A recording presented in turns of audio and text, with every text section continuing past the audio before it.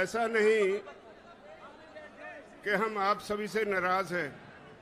आप हमारा हिस्सा है, हमारे भाई हैं, हमारी बहनें हैं। मैं कल आ रहा था पंजाब से, जिस तरह से रास्ते में आपने लंगर लगाए, जिस तरह से आप हमें इज्जत दे रहे थे, उसके लिए मेरे पास शब्द नहीं आपका धन्यवाद करने के लिए। मुजफ्फरनगर के लोगों ने इतना प्यार दिया, पंजाब के, हरियाणा के लोग जब आ रहे थे इतना प्यार दिया, इतना सत्कार दिया, उसके लिए मेरे पास शब्द नहीं धन्यवाद देने के लिए। लेकिन ये छोटी सी घटना हुई, मैंने उस पे गिला किया। बात आप सब की है। आप सब यहां क्यों बैठे हैं ये समझना होगा। आज सारा देश एक खास तरह के संकट में है। जो आदमी सख्त मेहनत करता है वो भूखा मर रहा है। जो आदमी एसी में बैठा है, जो आदमी एक कॉरपोरेट हाउस चलाता है, देश की सारी दौलत उसकी तरफ धक्के से जा रही है। हम सरकार चुनते हैं। हमारे देश का संविधान कहता है government of the people, by the people, for the people. ये बदकिस्मती से हमसे एक गलती हो गई। ये हिंदू मुसलमान का नाम लेकर भाजपा वाले सत्ता में आ गए तो सरकार बन गई government of the people, for the corporate, by the people. लोग चुनते तो हैं सरकार, लेकिन वो सरकार आज लोगों के लिए नहीं होती। हम अपने नुमाइंदे चुनते हैं, वो पार्लियामेंट में जाते हैं, विधानसभा में जाते हैं। उनकी पहली ड्यूटी ये होती है कि वो वहां जाकर ऐसी पॉलिसीज बनवाएं जिससे लोग शांति से अपना जीवन जी सके। ऐसे कानून बनवाएं जिससे लोगों को तरक्की करने में मदद मिले। लेकिन हो क्या रहा है, कुछ कॉरपोरेट हाउसेस आज देश की हर चीज उनके लिए सेल पे लग गई है।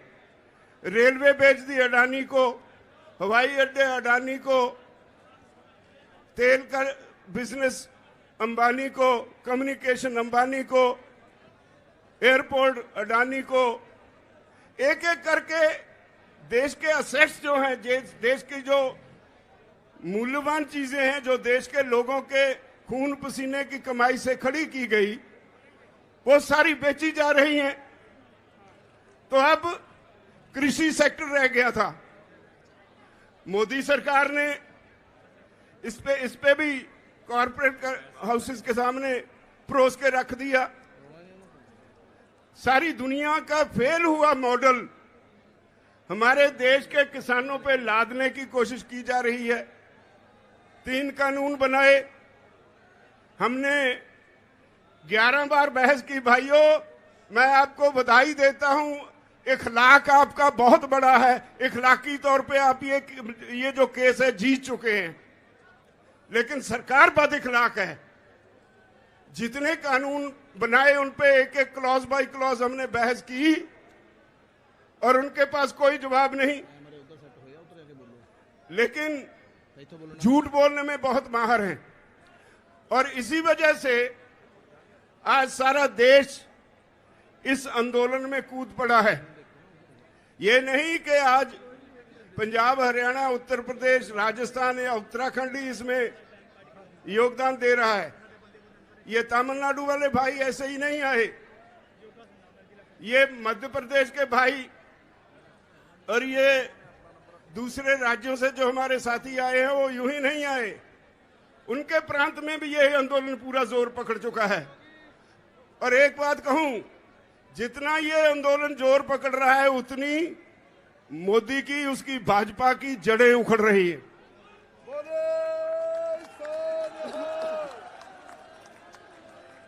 हमने बंगाल के चुनाव के वक्त कहा था कि हमारा काम नहीं है ये। अगर सरकार को वोट की राजनीति से बिना कोई बात समझ में नहीं आती तो हम वोट पे चोट करेंगे। हम बंगाल गए, वोट पे चोट की, तो आज कहां है वो जो पूरा जोर लगाया हुआ था अमित शाह और मोदी जी ने मोदी दोनों को लोगों ने मांझ के रख दिया। जिंदाबाद। अब वो कहते थे ये तो पंजाब से हैं, ये तो हरियाणा से हैं, ये तो थोड़े से यूपी से हैं, थोड़े से राजस्थान से हैं, और कभी खालिस्तानी, कभी पाकिस्तानी, कभी आंदोलनजीवी, पता नहीं क्या क्या नाम दिए हमें। जिसे अन्नदाता कहते थे उसे तरह तरह से गालियां दी गई।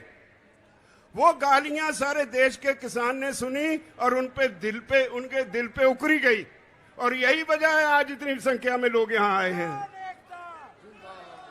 इतनी गालियां मेरे ख्याल में अपने जीवन में इस देश का किसान तो भूल नहीं पाएगा, कभी बीजेपी को माफ नहीं करेगा।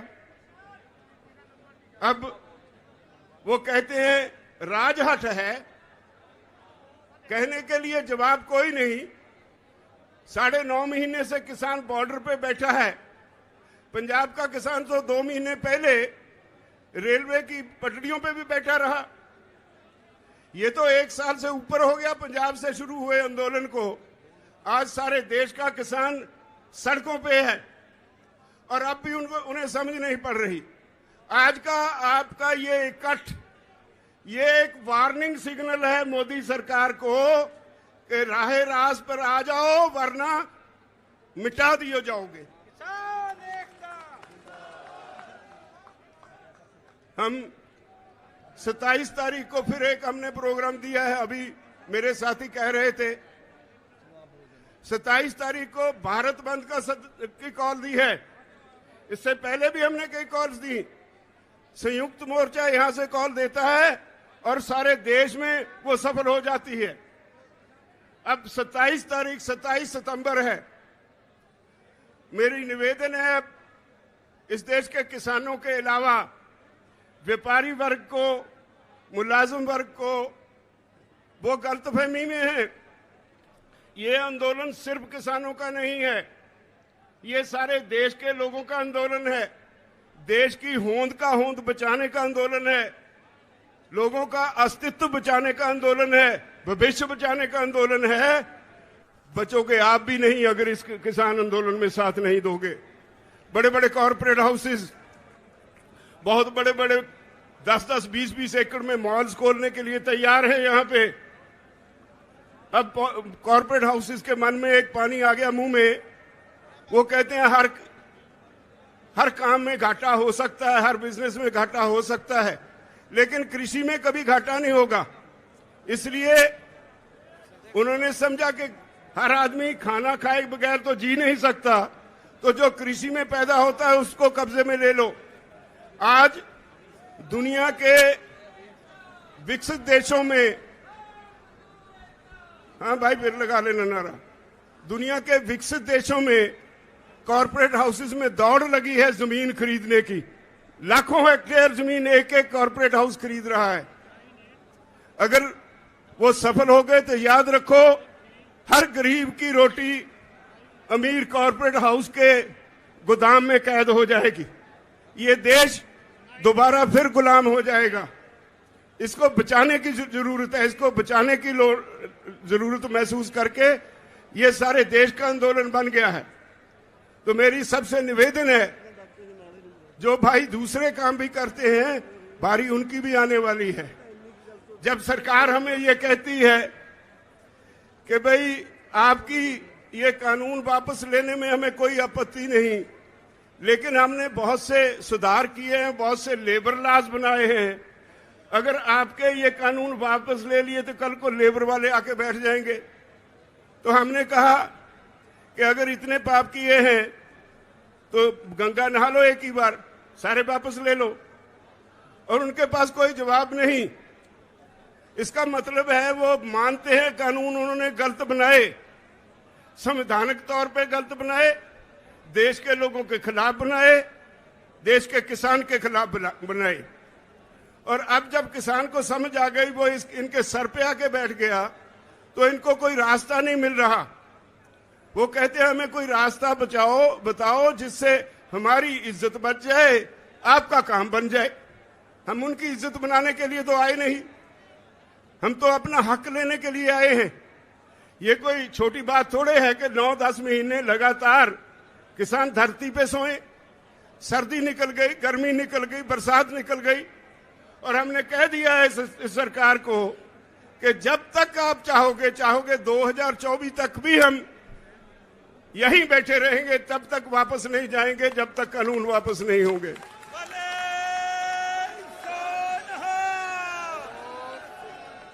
मुजफ्फरनगर की ये रैली, भाइयों, आपकी आज की ये रैली सारी दुनिया इसको देख रही है।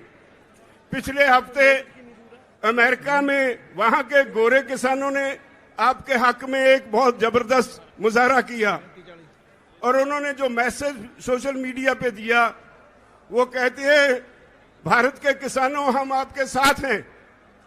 भारत के किसानों, डरना मत। इन्होंने हमें डरा के कॉरपोरेट्स के चुंगल में फंसा दिया, और आज हमारी हालत ये है कि कॉरपोरेट का नाम सुनते ही हमें कंपकपी छिड़ जाती है। मत डरना इनसे, आपके साथ सारी दुनिया के लोग हैं। हाउस ऑफ कॉमन्स में 2 बार बहस हो चुकी है आपके इन कानूनों के ऊपर। ऑस्ट्रेलिया में, न्यूजीलैंड में, कनाडा में, हर देश की पार्लियामेंट पे चर्चा हो गई। विदेशों में सरकार की खिल्ली उड़ रही है। तो आपके आज के इस रैली ने एक चेतावनी दी है, मैं समझता हूं, मोदी सरकार को और भाजपाइयों को। या तो वो राह रास्त पे आ जाएं, वरना अब इस आंदोलन को आप रोक नहीं पाओगे। ये घर घर चला गया। पंजाब और हरियाणा में तो स्थिति आज ये है कि कोई भी पॉलिटिकल पार्टी जाती है पंजाब में किसी गांव में, लोग उनके लीडरों को घेर लेते हैं, नहीं घुसने देते। हरियाणा में भाजपा की बोलती बंद कर दी किसानों ने। उसके चीफ मिनिस्टर को भी वो नीचे नहीं उतारने देते हेलीकॉप्टर। इन्होंने करनाल में इतनी बुरी तरह से निहत्थे किसानों को पीटा, जिसमें एक भाई हमारा शहीद भी हो गया। और हमने 6 तारीख तक वार्निंग दे रखी है हरियाणा की सरकार को कि या तो उस ऑफिसर के खिलाफ जिसने सर फोड़ने की हदायत की पुलिस को, या तो उसके खिलाफ 302 का मुकदमा दर्ज करो, नहीं तो फिर 6 तारीख को आपकी सेक्रेटेरिएट को घेर लेंगे। 6 तारीख को हरियाणा का किसान बड़ी संख्या में करनाल में इकट्ठा हो रहा है। हमारा वो भाई जो हमारे लिए बहुत कीमती साथी था, जो बहुत देर से आंदोलन में काम कर रहा था, वो आम गरीब किसान के परिवार से था। उसके पीछे उसकी जिम्मेदारियां रह गई। वो हम सब लोगों की जिम्मेदारी है कि हम उसकी, हमारे दिवंगत साथी की आत्मा की शांति के लिए प्रार्थना करें। और ये 6 मुझसे गलती से कहा गया, 7 तारीख को करनाल में इकट्ठ रखा गया है। अगर सरकार उस ऑफिसर के खिलाफ 302 का मुकदमा दर्ज नहीं करेगी तो हरियाणा के किसान इकट्ठे होके वहां सिविल सेक्रेटेरिएट को घेराव कर लेंगे, नहीं छोड़ेंगे उसको। और वो कंस्टिट्यूएंसी मुख्यमंत्री खट्टर की कंस्टिट्यूएंसी है। यूं ही नहीं उसने पुलिस को ऐसी हदायतें दी। हर सीएम अपने हलके में अपनी चॉइस के ऑफिसर रिक्रूट करता है। अगर वो आज जो ऑफिसर है, पता चला है वो आरएसएस के एक कार्यकर्ता का भतीजा है, अगर उसे ताकत इतनी चढ़ी है तो देख लेंगे, हम भी तैयार हैं फेस करने को। अब तो पंजाब में भी शुरू हो गया। मोगा पे किसानों पे लाठियां चली, माछीवाड़ा पे वो कुछ कर नहीं पाए। सुखबीर बादल रास्ता छोड़ के किसी और रास्ते से भाग गए, लेकिन एक झूठी एफआईआर वहां भी हमारे वर्कर्स पे उन्होंने दर्ज कर ली। तो हम इन बातों से डरने वाले नहीं हैं। लड़ाई बहुत अहम है, लड़ाई हमारे भविष्य की है, हमारे बच्चों की है। इसलिए मैं आप सभी से निवेदन करता हूं, जिस तरह से आप आज संयुक्त किसान मोर्चा की कॉल पे मुजफ्फरनगर में बड़ी संख्या में आए हैं, मुझे पता है सरकार ने रेल्स बंद कर दी, नेट बंद कर दिया, लेकिन पता नहीं कितनी कितनी दूर मुजफ्फरनगर से बाहर हमारे साथी बसों में, कारों में जो आए हैं, इस वक्त भी उनको यहां आने के लिए रास्ता नहीं मिल रहा। सारे रास्ते चौक हो गए और वो वहीं खड़े इंतजार कर रहे हैं अपनी बारी का। जब ऐसे लोग बाहर निकल आए, आम जनता बाहर निकल आए, तो सरकारें कुछ बिगाड़ नहीं सकती। मैं समझता हूं मोदी सरकार को सोचने और समझने का समय आ गया है, वरना सरकारें बड़ी नहीं होती, लोग बड़े होते हैं। वरना सरकार को इसकी सजा जरूर मिलेगी, हर हालत में सजा मिलेगी। मैं आप सब भाइयों से एक निवेदन करना चाहता हूं। हम सभी, हमने छोटी सी कॉल दी, आप इतनी संख्या में आ गए, यूपी सारी हिल गई। मुझे लगता है जिस तरह आप आए हैं, यहां बंगाल वाला फार्मूला दोबारा दोहराने जा रहे हैं आप। बड़े सोनिहाल। इसमें कोई शक नहीं मुझे कि अगर बीजेपी को वोट पे चोट ही नजर आती है, तो आज के इस समागम के बाद वोट पे चोट लगाने के लिए माहौल तैयार हो गया। मोदी जी तैयार हो जाओ, मैदान में देखेंगे। अब तो आप सभी को बहुत बहुत धन्यवाद, और आप सभी से आखिर में फिर एक बार विनती, आज की रैली के बाद सो नहीं जाना। बहुत बड़ी जिम्मेदारी आपके ऊपर छोड़ के चले हैं।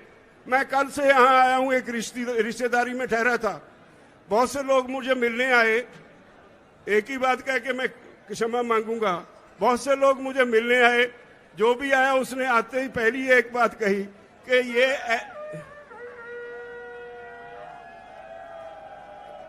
हर एक ने एक ही बात कही कि ये ग्राउंड ऐसी ग्राउंड है, जब मुजफ्फरनगर में इस ग्राउंड में रैली होती है और ये ग्राउंड भर जाए, इसका मतलब होता है यहां की सरकार गई। सोनिहाल। सत श्री अकाल। ये इस मैदान का इतिहास है।